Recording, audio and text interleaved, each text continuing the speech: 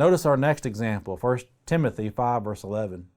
But refuse the younger widows, for when they have begun to grow wanton against Christ, they desire to marry, having condemnation because they have cast off their first faith.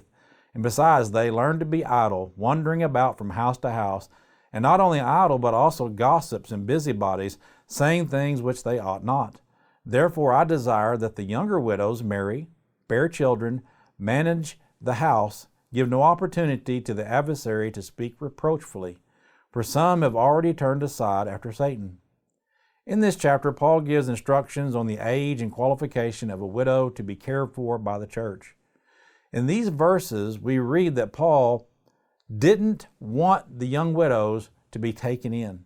Instead, he encouraged them to remarry and to raise a family. The reason he wanted them to do this was because he knew that they would start getting lonely and that they would desire to have a companion. He also points out how they would cure their loneliness by going from house to house to gossip. Again, this is how some people will cure their loneliness today. They go find people they can gossip to just so they can be around someone. They don't care if they have to make up stuff or reveal deep, dark secrets about someone they know. They will tell everything that they know just so that they can be able to cure their loneliness by being around that person. And so we can see very quickly that's a bad way to deal with your loneliness. But people do this, unfortunately, many times.